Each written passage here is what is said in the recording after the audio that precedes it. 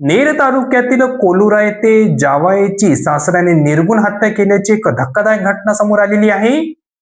नेर येथून 5 किलोमीटर अंतरावर अमरावती यवतमाळ राज्य महामार्ग नजीक असलेल्या कोलुरा येथील रामनाथ महाराज मंदिराजवळ सकाळी एका 35 वर्षीय तरुणाची कुऱ्हाडीने वार करून निर्गुण हत्या करण्यात आल्याची एक धक्कादायक घटना घडली होती.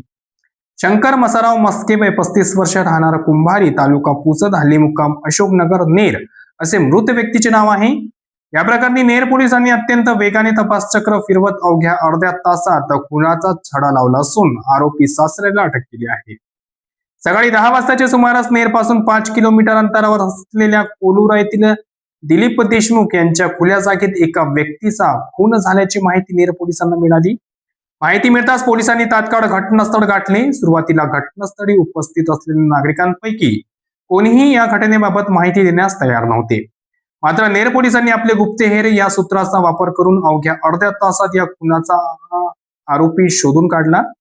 आरोपी रामनाथ किशनराव कवडे वय 55 वर्ष, राहणार कोलुरा यांनी नेर पोलिसांसमोर स्वतःच्या गुन्ह्याची कबुली दिली. मृत शंकर मस्के हा आरोपी रामनाथ कवडे यांचा जावई होता. शंकर हा दररोज दारूच्या नशेत धुंद होऊन आपल्या पत्नीला बेदम मारहाण करीत असे. जावयाच्या या रोजच्या छळाला आणि दारूच्या नाटकाला संपूर्ण कुटुंब पूर्णपणे कंटाळले होते. सकाळी 10च्या सुमारास याच वादातून संतप्त झालेल्या रामनाथ कवडे यांनी शंकर मस्के यांच्या मानेवर कुऱ्हाडीने सपासप वार केले. हा वार इतका भीषण होता की शंकरचा जागीच मृत्यू झाला. घटनेनंतर आरोपीने हत्यार शेतात फेकून देऊन पळ काढला होता, परंतु पोलिसांनी गुन्ह्यात वापरलेली कुऱ्हाड जप्त केली आहे. घटनेची माहिती मिळताच उपविभागीय पोलीस अधिकारी डॉक्टर सिद्धेश्वर भोरे यांनी घटनास्थळाला भेट देऊन पाहणी केली. तसेच फॉरेन्सिक लॅबच्या पथकाला पाचारण करून घटनास्थळावरून तांत्रिक पुरावे गोळा करण्यात आलेले आहे. आरोपी रामनाथ कवडे याच्या विरुद्ध BNSच्या कलम 103(1) अन्वये खुनाचा गुन्हा दाखल करण्यात आलेला आहे.